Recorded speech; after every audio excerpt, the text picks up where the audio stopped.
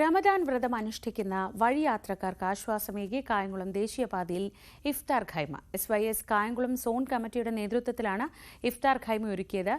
നോമ്പുകാരായ വഴിയാത്രക്കാർക്ക് നോമ്പുതുറ വിഭവങ്ങൾ ഇവിടെ വിതരണം ചെയ്തു.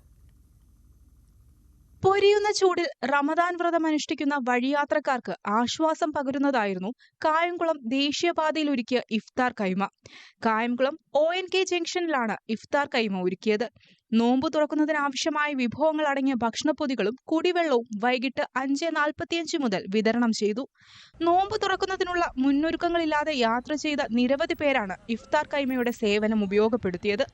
ഇഫ്താർ ഖൈമയുടെ ഉദ്ഘാടനം സോൺ പ്രസിഡന്റ് ഇമാമുദ്ദീൻ സഖാഫി നിർവഹിച്ചു. ഈ ചൂട് കടുത്ത അവസരത്തിൽ യാത്രക്കാരായ ആളുകൾക്ക് അവർക്ക് വീട്ടിലെത്തുന്നതിന് മുമ്പ് നോമ്പ് തുറക്കേണ്ടി വരുമ്പോൾ ഉണ്ടാകുന്ന ആ ഒരു വിഷമം പരിഹരിക്കുക എന്ന നിലക്ക് നോമ്പ് തുറക്ക് ആവശ്യമായ ചെറിയൊരു സൗകര്യം ഇഫ്താർ ഖൈമ എന്ന വലിയൊരു പദ്ധതി കേരളത്തിലൊട്ടാകെ SYS എന്ന് പറയുന്ന ഈ മഹാപ്രസ്ഥാനം നടത്തിക്കൊണ്ടിരിക്കുകയാണ്. SYS സംസ്ഥാന കമ്മിറ്റിയുടെ റമദാൻ ക്യാമ്പയിന്റെ ഭാഗമായി 125-ലധികം കേന്ദ്രങ്ങളിലാണ് ഇഫ്താർ ഖൈമ സംഘടിപ്പിക്കുന്നത്.